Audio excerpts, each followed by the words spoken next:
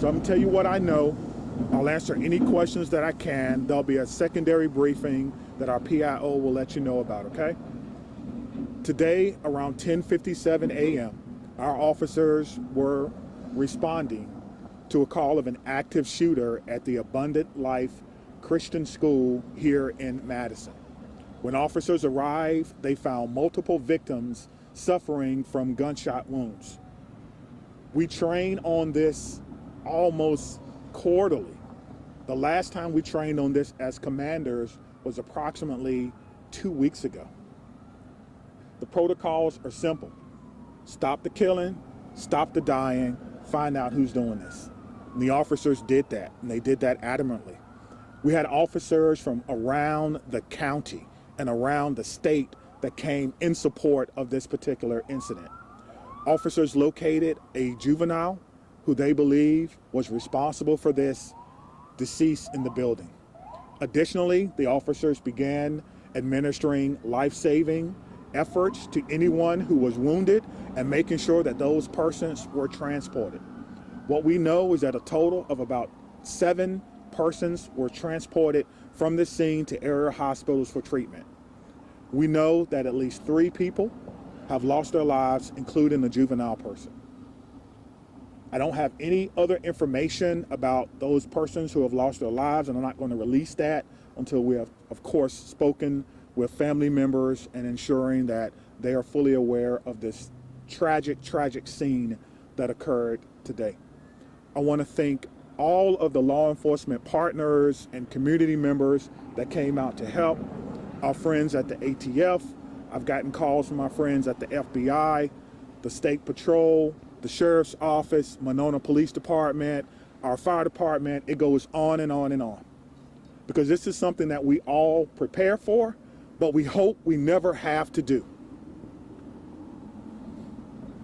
As you can see, we have a unification center that was immediately set up where parents and guardians and loved ones and grandparents wanted to get information about their loved ones, and we wanted to make sure that they were unified immediately. So we were doing more than one thing at one time.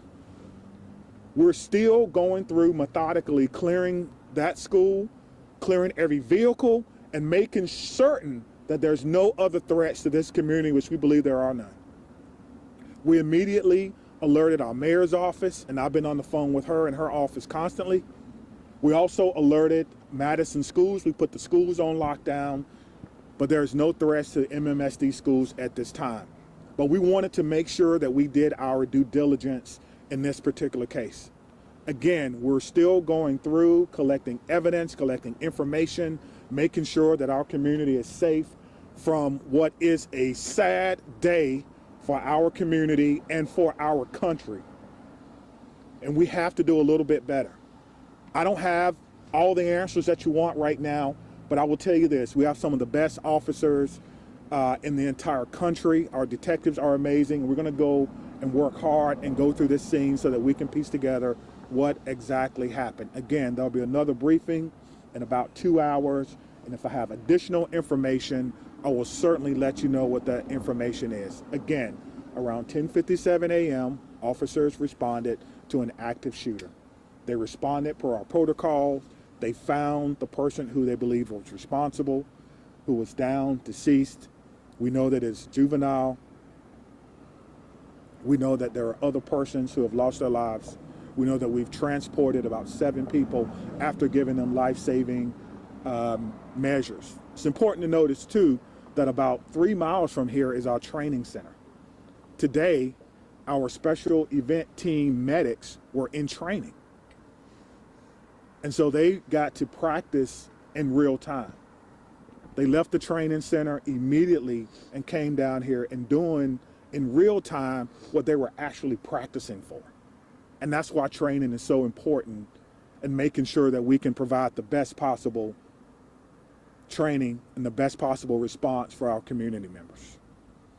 I'm asking everyone to send your heartfelt wishes and prayers and thoughts yet again to a community, but this time it's my community. Dylan? Yeah, Can we start over here with questions? Chief, you mentioned you're a father. You're the police chief here in Madison. What emotions are you feeling right now after going through all that? To be honest with you, I'm feeling a little dismayed now. So close to Christmas. Every child, every person in that building is a victim and will be a victim forever. And these types of trauma don't just go away. And we need to figure out and try to piece together what exactly happened. Right now, my heart is heavy for my community. My heart is heavy for Madison, and we have to come together as a community and figure out what happened here and make sure that it doesn't happen in any other place that should be a refuge for students in our community. You're right there. What sort of gun-related policies, if any, were in place at the school, and did the school have metal detectors? I'm not aware that the school had metal detectors, nor should schools have metal detectors. It's a school, it's a safe space. So I don't know. Again, it is a private Christian school. It is not under the authority of MMSDs, and that is something that we'll have to look into. Chief, of the 7 victims, how many are students? How many are teachers? We're not going to give. I'm not going to give any information about who the victims are, whether they're student, staff, or parents, because we need to make sure that we can notify people. I think that's the most important thing before we go any further. But police didn't. They never fired their weapons. That is correct. Life, correct. Let's follow that one question. I don't know if it's a male or female, but the police department did not fire their weapons. Thank you. Here, Scott. Were the 3 fatalities you mentioned, including the suspected shooter? That's correct. Yes, sir.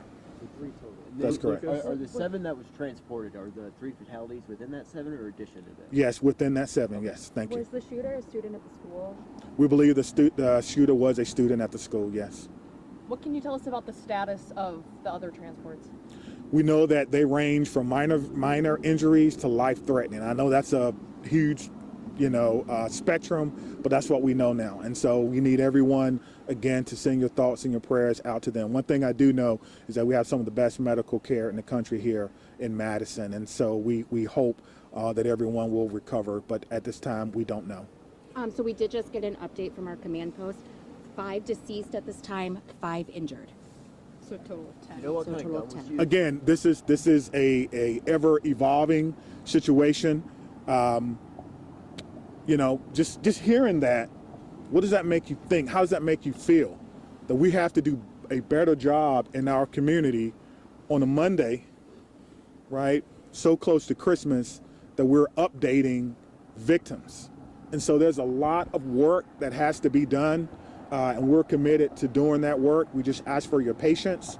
I think the most important part is the reunification, again, that we spoke about, making sure that those persons who were in the schools, whether they're staff, students, or what have you, are reunified, and we have done that. Again, I want to say thank you to all our partners. Again, our friends are here from the ATF. They're going to help us. I heard the question about the gun. I don't know yet, which is why we have a great partnership with the ATF that will help us determine the origin of this gun and where it happened. So I'm gonna leave it at that, and we will have another press conference. Stephanie has the location. We're doing 2:30 at Fire Station 14 in their community room. 2:30, Fire Station 14. Steph, Okay. can you confirm the 5 who are dead? Does that include the shooter? That doesn't include It the would, shooter. Are the yes. victims it would. students, teachers, a mix? Yeah, again, we're not going to need to talk notify about families, so about we that do that. until we notify all the families that may be involved. Again, this is Was this a again, 17-year-old girl? this is an Was this a 17-year-old girl? ever evolving situation, and we're trying to figure it out. What did you say, Has man? the school been cleared? Are all the students out of the school? The school has been through a secondary clearing. We're doing another one now with the help of bomb dogs, just in case.